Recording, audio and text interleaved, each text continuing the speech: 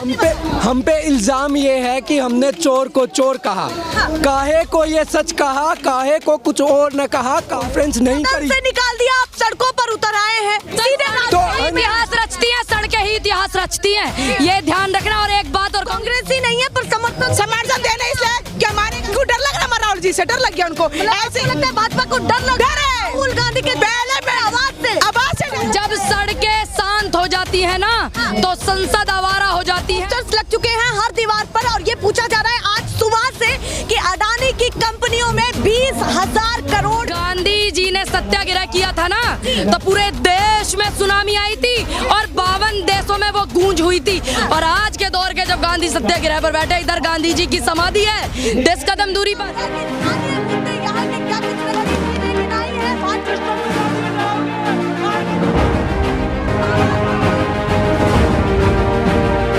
National pillar, राष्ट्र सर्वोपरि। नमस्कार, बहुत स्वागत है आप सभी का। मैं आपके साथ मीना राजपूत। आप देखना शुरू कर चुके हैं नेशनल पिलर। देखिए ठीक पीछे, मेरे ठीक पीछे ये राजघाट की तस्वीरें हैं जो अपने आप में बहुत ज्यादा एक्सक्लूसिव हो जाती हैं कि राजघाट पर सत्याग्रह की शुरुआत कर दी है कांग्रेस ने, क्योंकि जैसे ही राहुल गांधी की सदस्यता खत्म हुई है उसके बाद कांग्रेस सड़क से लेकर संसद तक उतर चुकी है और पूरी तरीके से सत्ता पक्ष को घेर रही है। वही पूरा विपक्ष भी राहुल गांधी के समर्थन में उतर चुका है। और देखिए जस्ट पीछे यहाँ पर आपको ये तस्वीरें दिख रही है कि प्रियंका गांधी, मल्लिकार्जुन खड़गे और तमाम दिग्गज नेता यहाँ पर मौजूद हैं, जिसको लेकर मैं सीधे चर्चा की शुरुआत करती हूँ पूनम पंडित से।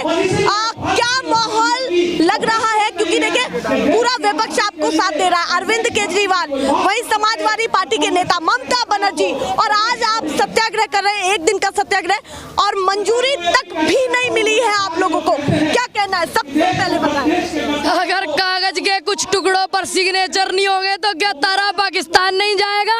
ये कहावत मुझे यहाँ याद आ गई गदर मूवी की। ठीक, अब वो परमिशन नहीं देंगे तो क्या हम सत्याग्रह नहीं कर रहे हैं? कर रहे हैं ना। दूसरी बात, मैं धन्यवाद करती हूँ विपक्ष के सभी नेताओं का कि उन्होंने मेरे नेता, मेरी पार्टी, उससे भी ज्यादा देश की इस लड़ाई में एक साथ एकजुट होकर के समर्थन किया है। दूसरी बात, मैं एक ही बात मुझे इन लाइनों से आपके बात से याद आती है, सच्चाई विपत्ति जब आती है कायर को ही दहलाती है। सूरमा नहीं विचलित होते, क्षण एक नहीं धीरज खोते, विघ्नों को गले लगाते हैं, कांटों में राह बनाते हैं। ये लाइनें हैं दिनकर जी की और ये सटीक बैठती हैं ये सटीक बैठती थी उस दौर में बड़े बड़े क्रांतिकारियों पर, और आज मेरे दौर के नेता राहुल गांधी जी पर ये लाइनें सटीक बैठी है। सत्याग्रह का बहुत बड़ा फर्क पड़ने वाला है पूरे विपक्ष पर, जो बिखरा हुआ विपक्ष था। क्या वाकई एक होने? जब गांधी जी ने सत्याग्रह किया था ना तो पूरे देश में सुनामी आई थी और 52 देशों में वो गूंज हुई थी। और आज के दौर के जब गांधी सत्याग्रह पर बैठे, इधर गांधी जी की समाधि है 10 कदम दूरी पर और इधर गांधी परिवार बैठा हुआ है, तो सुनामी आएगी और पूरे वर्ल्ड में गूंज होगी। गूंज विपक्ष पर, जनता पर, लोकतंत्र को दबाना, संविधान को दबाना, बेरोजगारों को दबाना, जनता को प्रताड़ित करना, उस गूंज का जो इन्होंने जो छेड़ा है ना तार, इनको ऐसा हाई वोल्ट लगने वाला जैसा अंग्रेजों को लगा था। सच कभी छुपता नहीं है। 2024 का खेल तो शुरू हो चुका है। देखिए ये क्या वाकई सच्चाई है? ये सच बात है, क्योंकि 2024 का खेल शुरू हुआ था। जनता का रुख राहुल गांधी को प्रधानमंत्री बनाने का है, वो मन बना चुकी है। इसीलिए इन्होंने 2019 का मुकदमा कर्नाटक का उसको ट्रांसफर करवाया गुजरात, सूरत में। 2019 में कहाँ चले गए थे तुम भैया? 2019 में तुम्हारी सरकार थी ना, फिर ट्रांसफर करवा के गुजरात क्यों? यानी कि 2 गुजराती खरीद रहे, 2 गुजराती बेच रहे, उन्हीं के यहाँ पर। इस चीज से क्या मेरे नेता डर जाएंगे? नहीं। दूसरी बात, तो अब आप इस बात को ये मत सोचिए कोर्ट के फैसले का ऐसा असर हुआ कि सदस्यता खत्म। देखिए आपके मेरे नेता की सुनिए, हम सुप्रीम कोर्ट जाएंगे, हम लड़ेंगे, हम संघर्ष करेंगे। ऐसा नहीं है कि हम लोगों को लड़ने का प्रावधान नहीं है, लोकतंत्र देश में हम आगे तक लड़ेंगे। दूसरी बात, ये सदस्यता क्या इस बात पर रद्द नहीं होती कि दुर्भाग्य हिंदुस्तान में पैदा हुआ देश के प्रधानमंत्री 14 में बोल करके आए थे विदेश में, क्या उनकी सदस्यता रद्द नहीं होनी चाहिए? दूसरी बात, कांग्रेस कांग्रेस की विधवा बता देते गांधी परिवार की महिलाओं को। ये गांधी परिवार की हमारी जो मैडम है उनको क्या उस शब्दों पे इनकी सदस्यता रद्द नहीं होनी चाहिए? अब एक साधु का चोला पहनती, मैं तो साधु नहीं कहूंगी उनको, क्योंकि संत का मतलब होता है, संत सनातन का मतलब हो सहनताशीलता, प्रेम, मोहब्बत, भाव। मैं उनको साधु नहीं कहूंगी। इस महिला को जो ये कहती है कि चाकू छुरी तेज कर लो, क्या उनकी सदस्यता रद्द नहीं होनी चाहिए? दो पार्टियां ऐसी जो आपस में शायद जब भी बात करें तो एक दूसरे पर कटाक्ष ही करती है, कांग्रेस और आम आदमी पार्टी।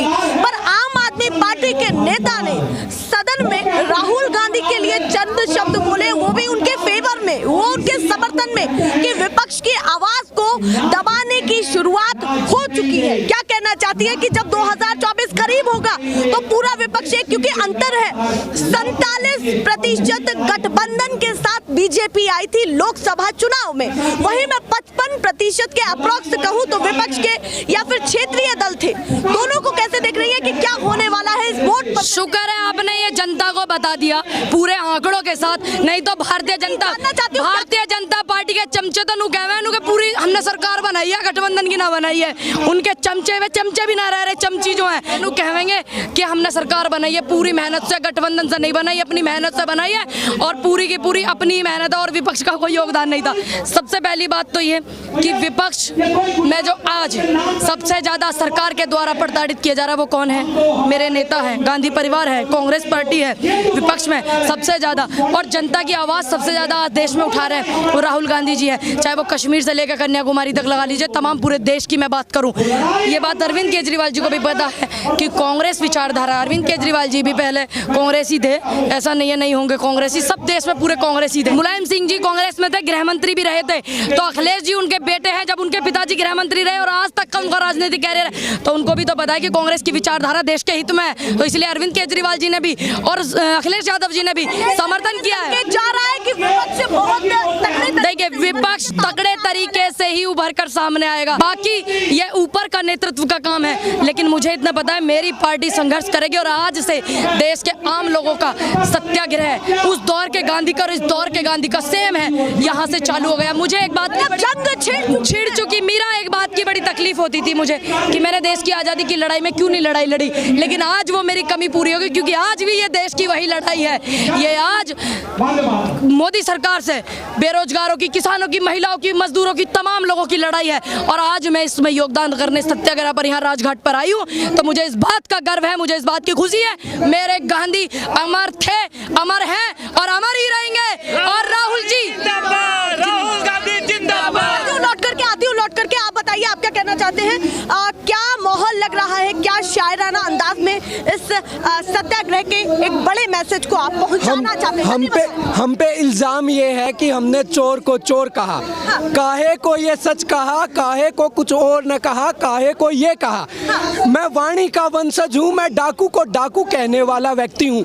राहुल जी ने चोर को चोर कहा, डाकू को डाकू कहा, जो मोडानी सरकार है, समझ के बोल रहे हैं। हाँ जी, सोच समझ के बोल रहे हैं कि चुन के निकाल भी लेंगे जो गलत। हाँ जी, हम डरते नहीं हैं, क्योंकि हम सच्चाई के साथ खड़े हैं। हमारे पास क्या तथ्य है आपके पास? हमारे पास तथ्य है किस प्रकार 20,000 करोड़ रुपया अडानी की कंपनी में किसका है। अगर हम झूठे हैं तो मोदी जी आए प्रेस के सामने, संसद के सामने, और हमें जवाब दें, सच्चाई का जवाब दें। आखिर मोदी जी डर क्यों रहे हैं? मोदी जी राहुल जी से डर रहे हैं। पहले आप उनसे ये जवाब मांगना चाहते हैं, और दुनिया के इतिहास में पहला ऐसा प्रधानमंत्री है जिसने अपने 9 साल के कार्यकाल में एक भी प्रेस कॉन्फ्रेंस नहीं करी। से निकाल दिया, आप सड़कों पर उतर आए हैं। तो इतिहास रचती है, सड़कें ही इतिहास रचती हैं, ये ध्यान रखना। और एक बात और कहूंगी, मीरा, बड़े आंकड़ों के साथ में तुम बात करती हो, एक और आंकड़ा निकाल कर कहलाना, 2014 से पहले बलात्कार कितने हुए और बलात्कारी रिहा कितने हुए 14 से पहले और 14 के बाद, और बेरोजगारी कितनी हुई,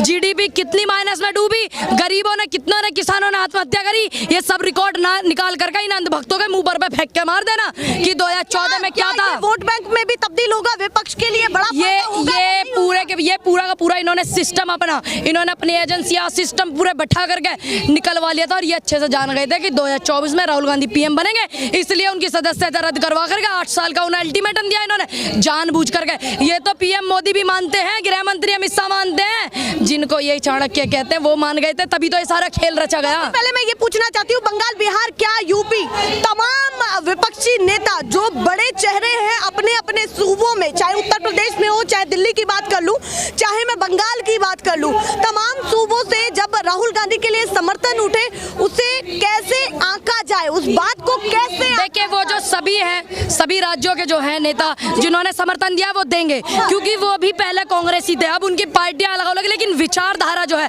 अच्छे से पता है कि देश हित में कांग्रेस क्या है और देश हित में बीजेपी क्या है, उनको समझ आ रहा है। आपको क्या अच्छे से नहीं पता कि मोदी जी क्या है? विश्व में छाप छोड़ हमें पता है कि मोदी जी क्या है, वो अपने दोस्तों का ही फायदा करते हैं, वो अडानी अंबानी को अमीर बनाते हैं, गरीबों को मारने के लिए छोड़ देते हैं, उनको सड़क पर पैदल चलने के लिए छोड़ दिया था और बेटियों के बलात्कार हो गए, बलात्कारियों को रिहा कर दिया था।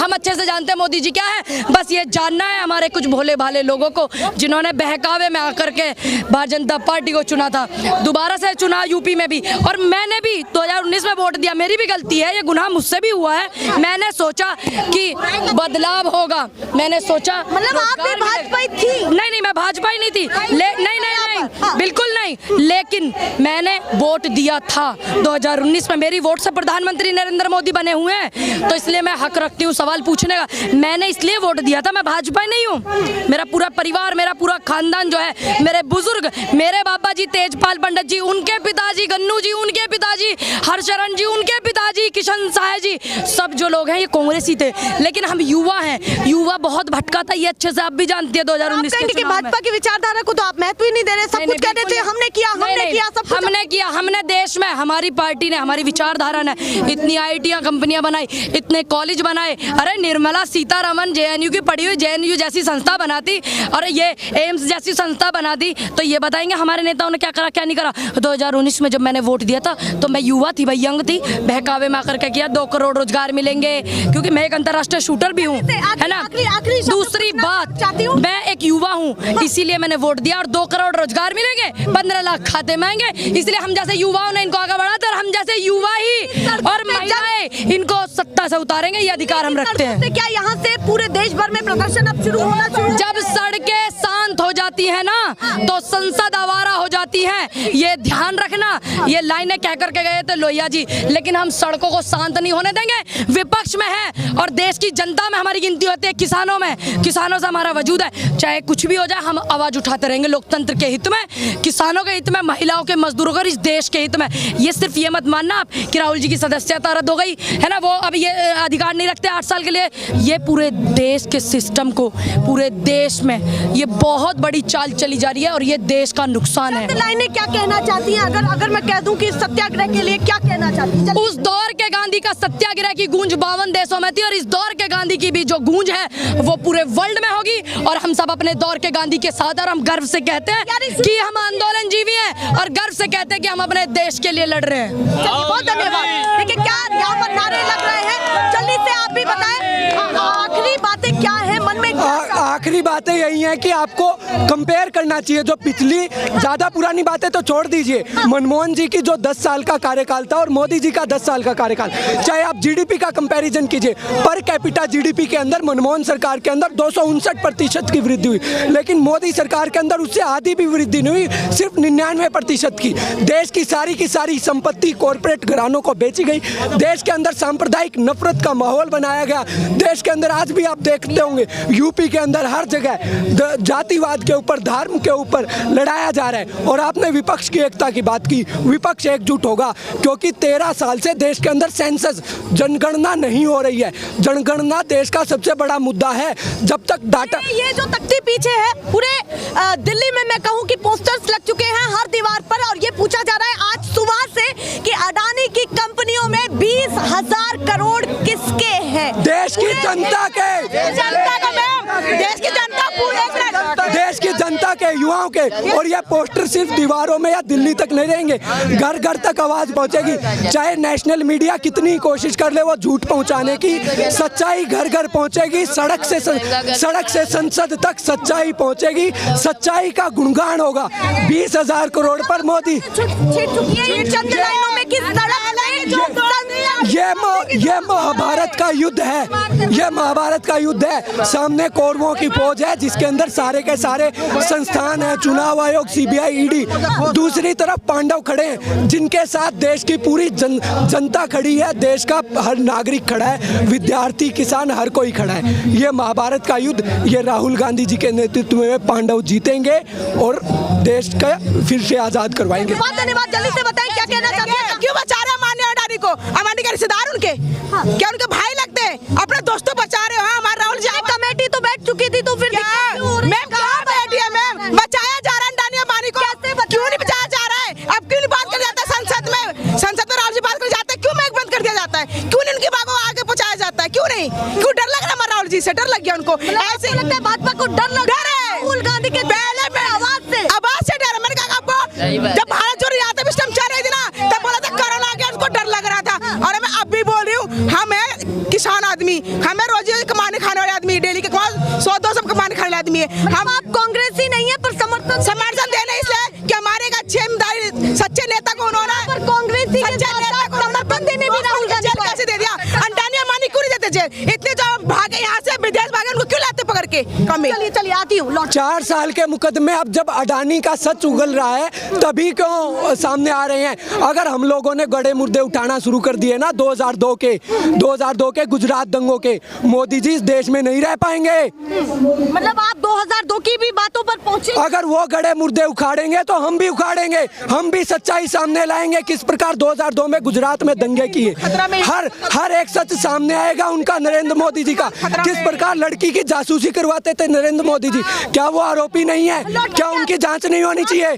मैम कहते रहे हिंदू खतरे में, हिंदू खतरे में, आंटी आप खतरे में हो, वो नहीं है खतरे में। अभी बोलते हैं कश्मीर में कितने पंडित का घर तोड़ दिया, देखा उन्होंने जाकर, उन्होंने क्यों तोड़ा? कहते हैं पंडित में बोल रहे हैं, पंडित कितना घर तोड़ दिया, बोल देता है हिंदू खतरे में, पंडित हुआ कश्मीर में खतरे में आप का घर तोड़ दिया। उनके जाके मिला आपने, कितने वो रो रहे हैं, उनकी तकलीफ जाके जानो। मैं कही हूँ, मैं मिल के इतना आग से आंसू नहीं रहता, उनके रोटी मुंह में नहीं जाया जा रहा है। तो अभी क्या चाहती है 2024 में क्या होना चाहिए? जल्दी हमारे जो देखो, हमारा जो PM बनने वाले थे ना मुख्यमंत्री, तो मोदी को लग गया डर, इसलिए उन्होंने जेल करवाने की कोशिश करा। आप कह रहे हैं भारत जोड़ो यात्रा से प्रधानमंत्री के दावेदार वो बनने, हाँ डर गया, डर गए मोदी जी। अच्छा जल्दी बताएं। हिंसा, बुलडोजर और नफरत के राज को उखाड़ेंगे, प्यार, भाईचारा और कानून के राज को स्थापित करेंगे। राष्ट्र सर्वोपरि।